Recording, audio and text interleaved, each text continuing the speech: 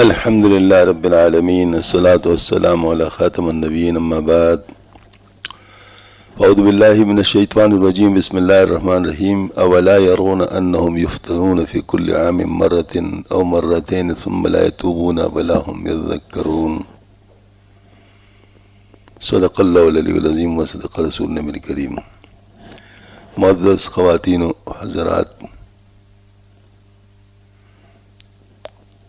اس وقت جو دور ابتلا ہے وہ چل رہا ہے، اور یہ کوئی نئی بات نہیں ہے، بلکہ اس طرح ہوتا رہا ہے، دنیا میں اس طرح ہوتا رہا ہے۔ آزمائشیں آتی ہیں اور آزمائشوں میں مبتلا کیا جاتا ہے، لیکن اس کے راستے بھی بتائے جاتے ہیں۔ تو جیسے کہ اس آیت کریمہ میں اللہ پاک فرماتے ہیں کہ کیا یہ دیکھتے نہیں کہ یہ ہر سال 1 یا 2 بار بلا میں پنسا دیے جاتے ہیں، پھر بھی توبہ نہیں کرتے اور نہ نصیحت پکڑتے۔ تو بلا میں مبتلا کرنا یہ ظاہر اللہ جل شانہ کی طرف سے ہوتا ہے، چاہے وہ انسان کی طرف سے بھی نظر آئے، کیونکہ انسان بھی اللہ تعالیٰ کے قبضے میں ہے۔ اللہ تعالیٰ اس سے جو کچھ کروانا چاہتے ہیں تو کروا دیتے ہیں۔ مثلا ایک شخص سے نافرمان ہے، وہ راستے پہ جا رہا ہے، والد کا نافرمان ہے، والد اس کا کسی غنڈے کو کہہ دیتا ہے کہ اس کو راستے میں پکڑ کے خوب مارے۔ اب بظاہر تو اس غنڈے نے مار دیا، وہ تو سمجھتا ہو کہ مجھے غنڈے نے مار دیا، لیکن پیچھے سے پلاننگ کس کی ہے؟ اس کے والد کی ہے، اور اس کے والد اس کو روکنا چاہتا ہے کہ بھائی اس طرح نہ پیرا کرو، یہ ہو جائے گا وہ ہو جائے گا، اس کو یہ سمجھانا چاہتا ہے۔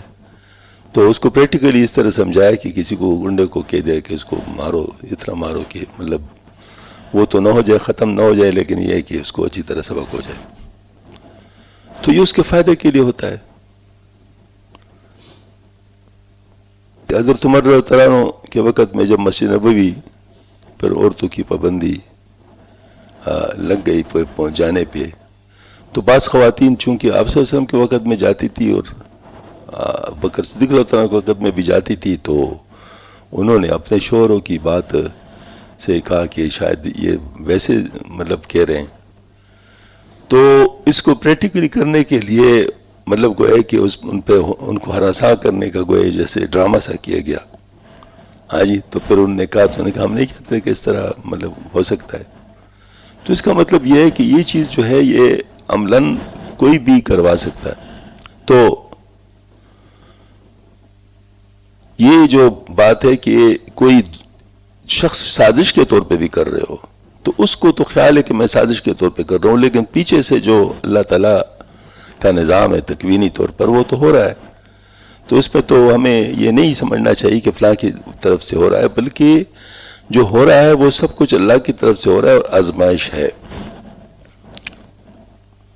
اور یہ تو ایسی آزمائش ہے کہ اس میں سب مبتلا ہیں، اس میں کوئی بچا تو نہیں ہے۔ ہاں جی، تو لہٰذا ہمارا کام یہ ہے کہ ہم لوگ اپنے آپ کو نکالیں۔ مثال کے طور پر کوئی شخص پنسا ہوا ہو اور دوسرا بھی دور پنسا ہوا ہے، تو وہ خود اپنے آپ کو پہلے نکالے گا یا دوسرے کو پہلے نکالے گا؟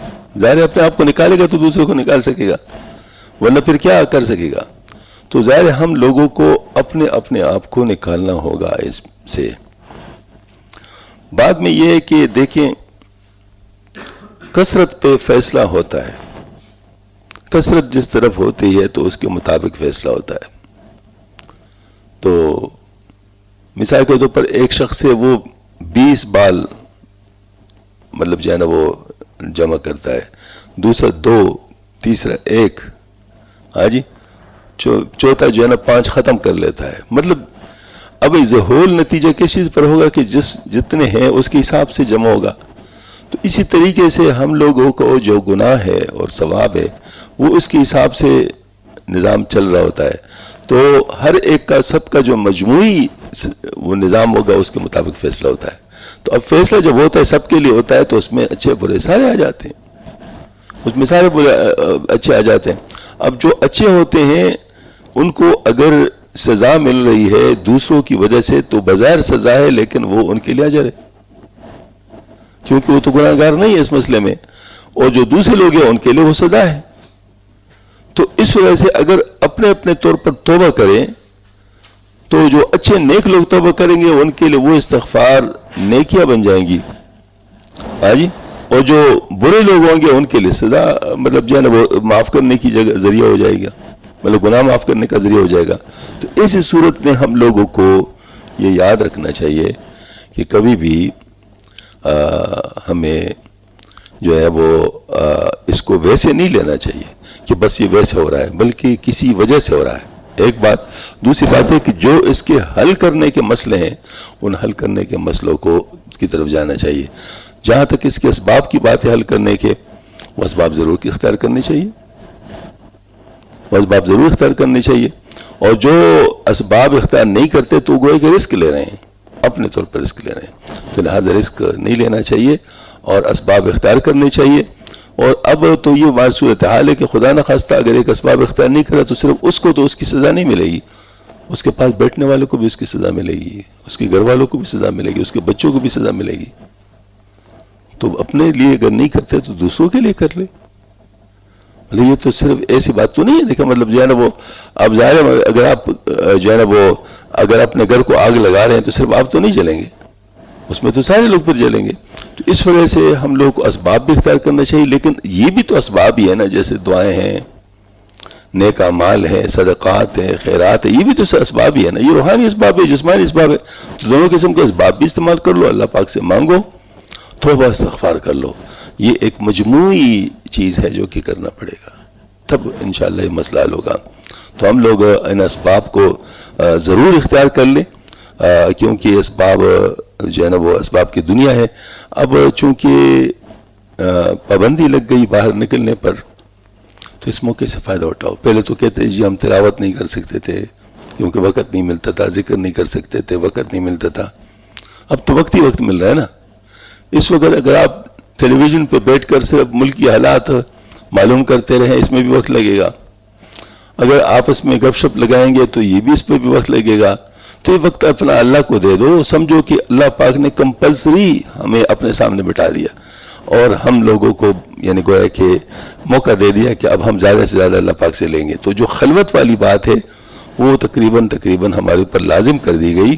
تو اب اپنی خلوت کو استعمال کر لے صحیح, یعنی اس میں ہم لوگ ذکر کر لیں, اس میں ہم تلاوت کر لیں, اس میں استغفار کر لیں, اس میں ہم مسئلے مسائل سیکھیں. بشتی زیور ہمارے پاس پڑا ہوا ہے, بشتی زیور کو دیکھے, تعلیم الاسلام کو دیکھے, فرض عین علم سیکھے. یہ ساری باتیں جو ہے نا مطلب ہیں, مطلب ہم لوگ ان سے فائدہ اٹھائیں. اور ایسا نہ کرے کہ مطلب یہ کہ خواہ مخواہ جو ہے نا وہ اپنے آپ کو جو ہے نا وہ کیا کرے, ضائع کر لے, اپنے وقت کو ضائع کر لے. اب تو اللہ پاک نے موقع دے دیا ہے تو اس موقع سے فائدہ اٹھاؤ. اور یوں کہہ سکتے ہیں کہ کہتے ہیں ہر فرد ہے ملت کے مقدر کا ستارہ. تو آپ جو بھی کر رہے ہیں سمجھے کہ میں پورے ملک کے لیے ایک چیز کر رہا ہوں, اپنے لیے بھی کر رہا ہوں, پورے ملک کے لیے بھی کر رہا ہوں. میں اگر استغفار کر رہا ہوں تو یہ پورے ملک کے لیے ابتلا کو دور کرنے کا ایک ذریعہ بن سکتا ہے. اس لیے مجھے استغفار اس نیت سے بھی کرنا چاہیے. اللہ جل شانہ ہم سب کو اس کو سمجھنے کی توفیق عطا فرمائے. اور خواہ مخواہ جو اللہ پاک نے بہترین موقع میں دیا ہے اپنی حفاظت کا اور اپنی آخرت کے لیے کام کرنے کا, تو اس میں ہم وہ نہ کریں. ہاں البتہ یہ ہے کہ جو اسباب ہے ضرور مطلب وہ کر لیں. اسباب میں بہت سے جیسے بعض لوگ تو سمجھتے ہیں جیسے کہ صرف ہاتھ ملانا, بھائی ہاتھ ملانا بہت بڑا وہ ہے, اس کو تو کرنا چاہیے. کچھ ڈسٹنس پہ مطلب جو ہے نا وہ رکھنا چاہیے. ڈسٹنس رکھنے سے مطلب کسی کو چینک آئے تو اس کی چینک کا اثر دوسروں تک نہ پہنچے, مطلب یہ اس لیے ڈسٹنس رکھتے ہیں, ورنہ ویسے تو کچھ نہیں ہوتا.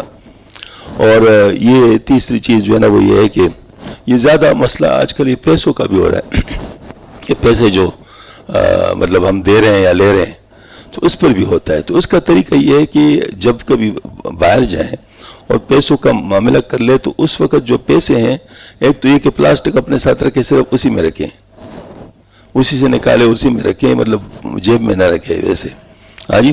اور دوسری بات یہ کہ آتے ہی اپنے ہاتھوں کو دھو لے صابن سے، 20 سیکنڈ تک ہاتھ دھو لے، کیونکہ اگر پیسوں کو ہاتھ لگ چکے ہوں تو بس اس کا اثر وہ دور ہو جائے گا۔ پیسوں کا مطلب یہ سے جیسے آپ نے کسی کا ہاتھ ملا دیا، اب ہاتھ ملانے کا تو آپ کو پتہ ہوتا ہے تو آپ نہیں ملاتے، لیکن پیسوں کا تو آپ کو پتہ نہیں ہوتا، آپ تو ملاتے ہیں نا، تو مطلب ظاہر ہے اس میں تو اس وجہ سے جو لوگ پیسوں کا آگے پیچھے کرتے ہیں تو ان کو اس بات کا خیال رکھنا چاہیے، بالخصوصی نوٹ وغیرہ جو ہیں، کہ جو ہے نا اگر کسی کو دے یا کسی سے لیں تو پھر جو ہے نا مطلب یہ ہے کہ جب گھر آ جائیں تو جو ہے نا مطلب فوراً اپنا ہاتھ دھو لیں، اور ایسے محافل میں، ایسے مجلسوں میں نہ جائیں جہاں ذرا اس قسم کی چھینک وغیرہ کا یا کس قسم کا معاملہ نسبتاً زیادہ ہو۔ کوشش کر لے کہ خود اپنے آپ کو بچائے، دوسروں کو بچائے۔ اللہ جل شانہ ہم سب کو عمل کرنے کی توفیق عطا فرما دے۔ وآخر دعوانا الحمدللہ رب العالمین۔ اللہم ربنا آتنا فی الدنیا حسنہ وفی الآخرۃ حسنہ وقنا عذاب النار۔ ربنا لا تزغ قلوبنا بعد إذ هديتنا وهب لنا من لدنك رحمة إنك أنت الوهاب۔ ربنا اغفر لنا ذنوبنا وكفر عنا سيئاتنا وتوفنا مع الأبرار وصلى الله